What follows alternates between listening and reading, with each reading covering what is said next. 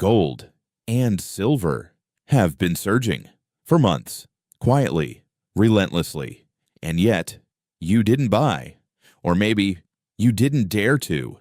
And when everything else started falling, stocks or crypto, even real estate, you stayed on the sidelines, watching, waiting, telling yourself there would be a better moment. I've seen this before, and I've seen how this ends from the inside, and it never plays out the way people expect. Because what if this was never about timing? What if this was never about making money at all? Because just weeks ago, gold wiped out over 20%, silver nearly 50%. Not gradually, not rationally, but all at once. Like something broke beneath the surface. And here's what almost no one tells you: that drop wasn't a mistake. It was a cascade, a chain reaction where millions of positions were forced closed, not because people chose to sell, but because the system forced them to, not randomly, not accidentally, but systematically. Let me be clear, this is how the system protects itself. And if you think you're just watching this unfold, you're not. You're already inside it, whether you realize it or not. And this is where most people get it wrong, because what you're seeing right now isn't just a rally, and it isn't a recovery. Maybe this is the phase where money doesn't get made, it gets taken. This is redistribution, because in every cycle, there are only two moments that matter. The first, when assets rise and everyone feels in control. And the second, when everything resets and control quietly changes hands. And if you miss the first, then this, right now, isn't your opportunity. It's the moment. Most people get wiped out. So what exactly is Phase 2? To understand that, we have to look at what just happened, because Phase 1 felt almost predictable. You've seen it. Markets were unstable. Stocks moved up, then down, then up again. Nothing felt certain. And in the middle of that uncertainty, gold and silver kept rising, not explosively, but consistently, step by step. And that's exactly why people trusted it. Maybe you did too, because in Phase 1, the rules still feel familiar. You follow momentum, you buy strength, you wait for confirmation, and most of the time, that works until it doesn't. I've seen this shift before, and it never feels obvious when it begins, because Phase 2 doesn't announce itself. It doesn't begin with a crash. It begins with a shift, subtle, almost invisible, where assets that used to move together start moving against each other, where what felt safe starts behaving unpredictably, and what looked risky quietly attracts capital. This is where the market begins to split. Not everything rises, not everything falls. Some assets go up, some collapse, and some do both within days. You've probably noticed it already, but it doesn't feel like a warning yet. And that's exactly why it's dangerous, because when this happens, the strategy that worked before doesn't fail immediately. It fails slowly, just enough to make you hesitate, to make you doubt yourself. And then something changes, not on the surface, but underneath, a trigger. And sometimes that trigger isn't random, it's designed. Let me be clear, this is the part most people never see, because in this phase, the market doesn't just move, it reacts to pressure, to constraints, to forces most people never see. And when that pressure builds, the system doesn't wait. Positions get closed, not because people want to, but because they have to. And if you've ever been in that position, you know how fast it happens. No warning, no second chance, just a reaction. Fast. And all at once. So what actually triggered it? Let me show you something most people never think about, because this is where things start to get real. There's a market in the US where gold isn't just bought, it's borrowed through leverage, which means you don't need the full amount of money to control a much bigger position.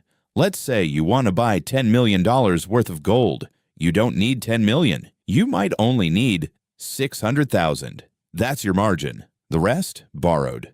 Now on the way up. This feels easy. I've done this. Most people have at some point, because when prices are rising, leverage makes everything look better. Your profits grow faster, your confidence grows faster, and you start to feel like you understand the game until the rules change, because one day the exchange raises the margin requirement, and suddenly that 600,000 you put in isn't enough anymore. They ask you to add more, fast. Now think about this. If that was you, and you didn't have the extra cash, what would you do? You don't get time to think. You don't get a second chance. You either add the money or the position is gone. And if you can't, they don't wait. They don't ask. They close your position, not partially, fully. At market price. I've seen this happen in real time. Accounts gone in minutes. No warning, no recovery. And when it starts, it doesn't stop with one person. It spreads. Because if thousands of traders are all using leverage and all get the same call at the same time, what do you think happens next? They all have to sell. At once. Not because they want to, but because they have no choice. At the worst possible moment. That's forced selling. That's liquidation. And when it hits the market, it looks like panic. But it's not panic. It's a chain reaction. One position closes, triggers another, and another, and another, until the price drops so fast it doesn't even feel real, until you realize it's your position getting hit next. And here's the part most people miss. This doesn't start because people change their minds. It starts because they run out of time. Because in this system, you don't need to be wrong to lose everything. You just need to be unable to stay in the trade. And when that happens, price doesn't fall because someone wants to sell. It falls because they're forced to. But here's the part most people miss. What you just saw was only the first trigger, because markets don't just move on events. They move on expectations. What people believe is about to happen next. And for months, there was one expectation almost everyone agreed on, that rates would come down, that the Fed would pivot, that money would get cheaper again. I believe that too. Most people did, because after a long period of tightening, that's what usually happens. Liquidity comes back, assets go up, and gold should benefit from that. That was the story. That was the positioning. And that's exactly why so much capital moved into it. But then something changed. I remember when the first signals started showing up. Small at first, easy to ignore. A comment here, a decision there. Nothing dramatic, but enough to make you pause. Because when you've seen enough cycles, you know small changes don't stay small for long. And then the headline hit.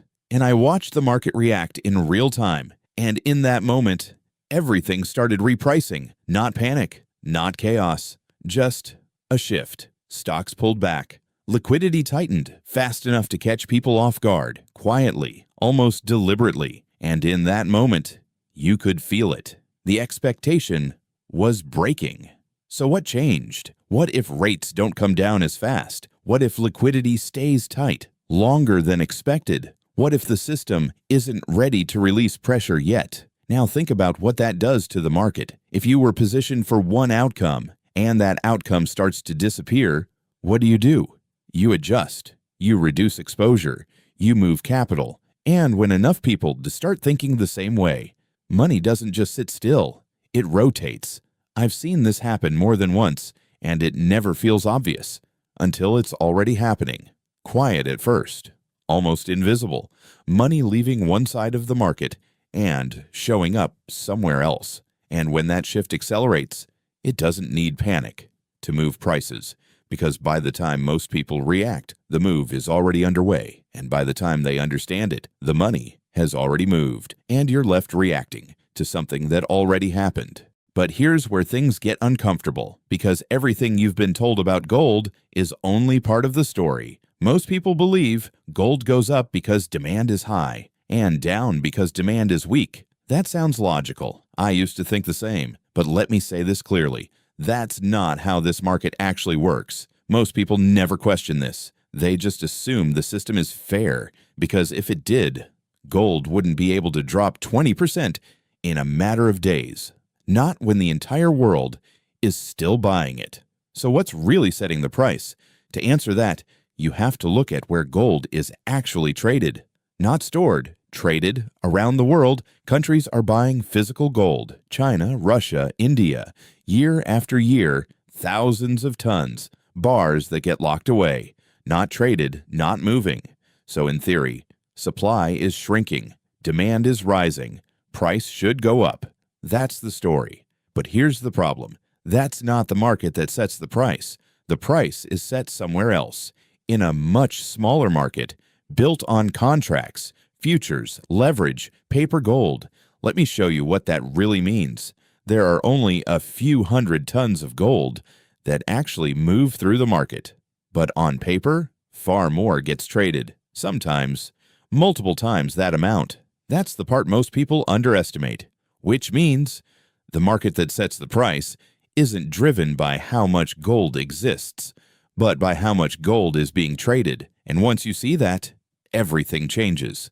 Because now imagine this. If I control a position worth $100 billion in gold, I don't need 100 billion. I might only need a fraction of that. Margin, leverage, that's where the real power comes from. Which means, with a relatively small amount of capital, I can create pressure on a market many times larger, and if enough positions are built that way, long, short, leveraged, then price stops reflecting reality. It starts reflecting positioning, expectations, pressure, and when that pressure shifts, price moves fast, sometimes violently, faster than most people can react. Not because gold suddenly became less valuable, but because the structure behind it forced it to move. I've looked at this closely, and once you understand it, you stop asking, why is gold going up or down?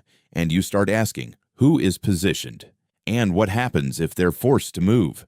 Because in a system like this, price isn't just discovered, it can be influenced more than most people are comfortable. So once you understand that, the next question becomes unavoidable. Who actually has the power to move a system like this? Because this isn't just about traders anymore. This is about structure and who gets to use it. Let me be clear. This isn't just influence. This is control. And once you see it, you can't unsee it. Not absolute control, but enough to move the market when it matters. Because in a system built on leverage, you don't need to own the asset. You just need to control the position. Now think about this. If I want to push the price of gold lower, I don't need to sell billions in physical gold. I don't need trucks. I don't need vaults. All I need is capital, margin, access to the market that sets the price. And with that, I can open positions large enough to create pressure. And once that pressure starts building, the rest of the market does the work for me. Not directly, but structurally. And when that pressure builds, the rest of the market reacts. Because remember what we said earlier, most positions aren't fully funded, they're leveraged, which means they can't absorb unlimited pressure. So when the price starts to move against them, they don't just lose money, they get forced out fast at the worst possible moment. I've seen this play out more than once, and it never feels obvious until it's too late. And when it starts, it spreads fast. One position closes, then another, then thousands more. And suddenly, what looked like a normal market move turns into a cascade. Now let's take that one step further. If I know where those positions are, if I understand how much pressure they can take, and if I can create just enough movement, what happens next? They break. And when they break, they don't come back. Not because the asset changed, not because demand disappeared, but because the system forced them out. And when that happens, it doesn't just move price. It erases value. Billions. Gone. Just like that. Sometimes more. Quietly, without a headline, without an explanation. And by the time most people try to understand it, it's already over. And they're left trying to explain what just happened.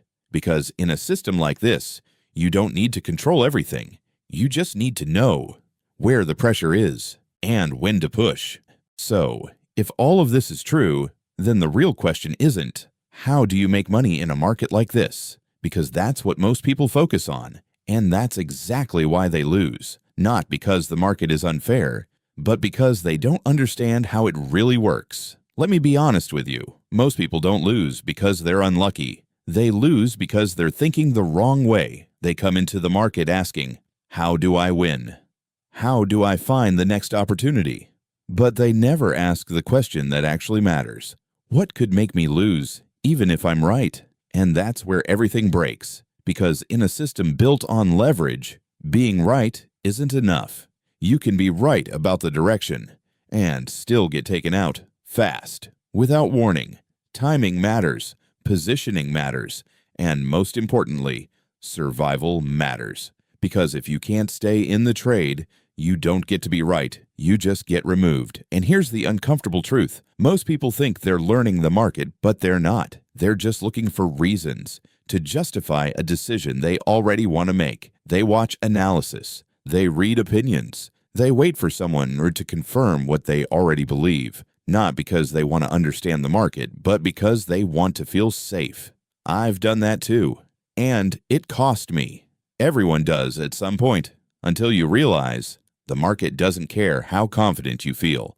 It only responds to pressure, so the goal has to change. You stop trying to win every move. You stop chasing every opportunity, because chasing in a market like this is how you get eliminated. And you start thinking differently, like a hunter, not chasing, waiting. Because the people who survive this phase aren't the fastest. They're the most patient. They wait for the moment, when the pressure has already been released, when the forced selling is done, when the positioning is cleaner, and only then they step in, quietly, without emotion, without urgency, because by that point, the risk is clear. And in a market like this, that's the only edge that matters.